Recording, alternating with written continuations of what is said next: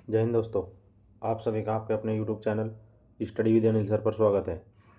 सुबह के 10 बज चुके हैं और हम हाजिर हो गए हैं आपकी परीक्षा की तैयारी को और बेहतर करने के लिए ज्योग्राफी की एक और वीडियो लेकर। तो वीडियो को लाइक एंड शेयर करें और हमारे चैनल को सब्सक्राइब करें तथा बेल आइकन को प्रेस करें, जिससे हर वीडियो का नोटिफिकेशन पहुँचे आप पर सबसे पहले। तो चलिए शुरू करते हैं आज की वीडियो।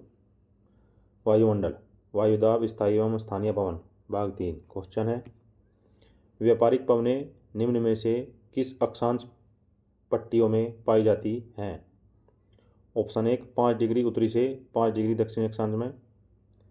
ऑप्शन 2 5 डिग्री उत्तरी से 30 डिग्री उत्तरी अक्षांश तथा 5 डिग्री दक्षिणी से 30 डिग्री दक्षिणी अक्षांश। ऑप्शन 3 30 डिग्री उत्तरी से 60 डिग्री उत्तरी। या फिर ऑप्शन 4 उपयुक्त में से कोई नहीं। आपका आंसर है ऑप्शन 2।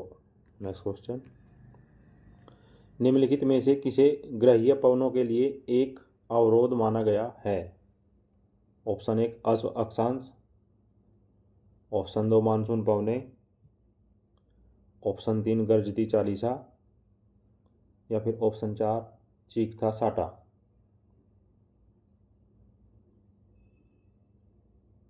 तो आपका आंसर है मानसून पवनें। इनको ग्रहीय पवनों के लिए एक अवरोध माना गया है। नेक्स्ट क्वेश्चन, अश्व अक्षांशों की स्थिति कहाँ पर है?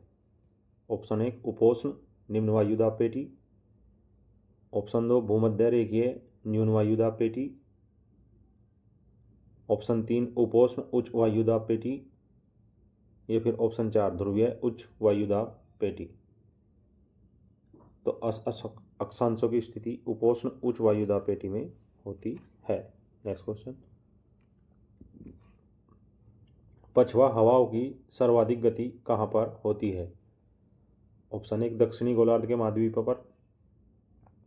ऑप्शन 2 दक्षिणी गोलार्ध के महासागरों पर। ऑप्शन 3 उत्तरी गोलार्ध के महाद्वीपों पर। या फिर ऑप्शन 4 उत्तरी गोलार्ध के महासागरों पर।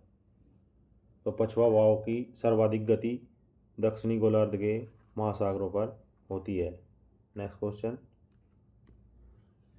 चीखता साटा किस तत्व की बोधक है? ऑप्शन 1 उच्च ज्वार की। ऑप्शन 2 उच्च वेगीय पवन की। ऑप्शन 3 मूसलाधार वर्षा की। या फिर ऑप्शन 4 उपयुक्त में से कोई नहीं। तो चीखता साटा उच्च वेगीय पवन की बोधक है। नेक्स्ट क्वेश्चन, अश्व अक्षांश कहाँ पर स्थित है? ऑप्शन 1 है 40 डिग्री से 50 डिग्री उत्तरी एवं दक्षिणी अक्षांशों में। ऑप्शन 2 है 25 डिग्री से 30 डिग्री उत्तरी एवं दक्षिणी अक्षांशों में। ऑप्शन 3 30 डिग्री से 35 डिग्री उत्तरी एवं दक्षिणी अक्षांशों में। या फिर ऑप्शन 4 उपयुक्त में से कोई नहीं। तो अश्व अक्षांश 30 डिग्री से 35 डिग्री उत्तरी एवं दक्षिणी अक्षांशों में स्थित है। नेक्स्ट क्वेश्चन, उपोष्ण उच्च भार पेटियाँ क्या कहलाती है? ऑप्शन 1 प्रचंड पचासा। ऑप्शन 2 गरजता चालीसा। ऑप्शन 3 चीखता साटा। या फिर ऑप्शन 4 अश्व अक्षांश। तो उपोष्ण उच्च भार पेटियाँ अश्व अक्षांश कहलाती हैं। नेक्स्ट क्वेश्चन, गरजने वाला चालीसा किस प्रकार की पवन से संबंधित है? ऑप्शन 1 व्यापारिक पवन से। ऑप्शन 2 उत्तरी गोलार्ध की पछवा पवन से। ऑप्शन 3 दक्षिणी गोलार्ध की पछवा पवन से। या फिर ऑप्शन 4 ध्रुवीय हवाओं से। तो गरजने वाला चालीसा दक्षिणी गोलार्ध की पछवा पवन से संबंधित है। नेक्स्ट क्वेश्चन, कोरियोलिस बल के विषय में निम्नलिखित में से कौन सा एक कथन सत्य नहीं है? ऑप्शन 1 यह पृथ्वी के आवर्तन का प्रभाव है तथा यह एक काल्पनिक बल है। ऑप्शन 2 यह ध्रुवीय क्षेत्र के ऊपर अधिकतम होता है। ऑप्शन 3 यह प्रत्यक्ष रूप से घर्षण बल से संबंधित है। या फिर ऑप्शन 4 यह वायु गति के समानुपातिक है। तो कोरियोलिस बल के विषय में यह पृथ्वी के आवर्तन का प्रभाव है तथा यह एक काल्पनिक बल है, ये सही है। यह ध्रुवीय क्षेत्र के ऊपर अधिकतम होता है, ये भी सही है। यह प्रत्यक्ष रूप से घर्षण बल से संबंधित होता है, यह गलत है। यह वायु गति के समानुपातिक है, यह सही है। तो आपका आंसर है यह प्रत्यक्ष रूप से घर्षण बल से संबंधित है, कथन कोरियोलिस बल से संबंधित नहीं है। नेक्स्ट क्वेश्चन, विक्षेप बल किससे उत्पन्न होता है? ऑप्शन 1 वायुदाब के अंतर से, ऑप्शन 2 पृथ्वी के परिभ्रमण से, ऑप्शन 3 तापमान के अंतर से, या फिर ऑप्शन 4 उच्चावचीय विषमता से। तो विक्षेप बल पृथ्वी के परिभ्रमण से उत्पन्न होता है, या ये उसके उत्पन्न होने में एक कारक है। नेक्स्ट क्वेश्चन, कोरियोलिस बल तथा दाब प्रवणता बल के संतुलन से उत्पन्न रेखाओं के समांतर बहने वाली पवन कौन सी है? ऑप्शन 1 भूमंडलीय पवन, ऑप्शन 2 भूविक्षेपी पवन, ऑप्शन 3 अवरोही पवन, या फिर ऑप्शन 4 उपरोक्त में से कोई नहीं। तो आपका आंसर है भूविक्षेपी पवन कोरियोलिस बल तथा दाब प्रवणता बल के संतुलन से उत्पन्न रेखाओं के समांतर बहने वाली पवन है। नेक्स्ट क्वेश्चन, निम्नलिखित में से कौन एक कोरियोलिस प्रभाव का कारण है?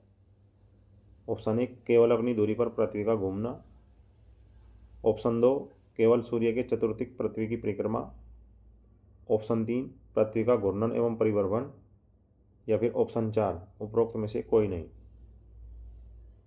तो कोरियोलिस बल प्रभाव का कारण पृथ्वी का घूर्णन एवं परिभ्रमण दोनों ही क्रियाएं हैं। नेक्स्ट क्वेश्चन, पवनों की उत्पत्ति का प्रत्यक्ष कारण क्या है? ऑप्शन 1 है पृथ्वी का आवर्तन, ऑप्शन 2 आर्द्रता में अंतर, ऑप्शन 3 तापमान में अंतर, या फिर ऑप्शन 4 वायुदाब में अंतर। पवनों की उत्पत्ति का प्रत्यक्ष कारण वायुदाब में अंतर होता है। नेक्स्ट क्वेश्चन, डोल ड्रम किस दाब पेटी में पाया जाता है? ऑप्शन 1 विषुवतीय निम्न दाब पेटी में, ऑप्शन 2 उपोष्ण उच्च वायुदाब पेटी में, ऑप्शन 3 उपध्रुवीय निम्न दाब पेटी में, या फिर ऑप्शन 4 ध्रुवीय उच्च दाब पेटी में। तो डोल ड्रम विषुवतीय निम्न दाब में पाया जाता है। नेक्स्ट क्वेश्चन, डोल ड्रम की स्थिति निम्न में से किस वायुदाब पेटी में है जिसकी उत्पत्ति तापीय कारणों से होती है? ऑप्शन 1 है भूमध्य रेखीय निम्न दाब पेटी, ऑप्शन 2 उपोष्ण कटिबंधीय उच्च दाब पेटी, ऑप्शन 3 उपध्रुवीय निम्न दाब पेटी, या फिर ऑप्शन 4 ध्रुवीय उच्च दाब पेटी। तो डोल ड्रम की स्थिति भूमध्य रेखीय निम्न दाब पेटी में पाई जाती है।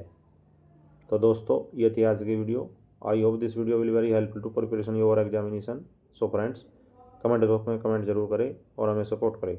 जय हिंद, जय भारत।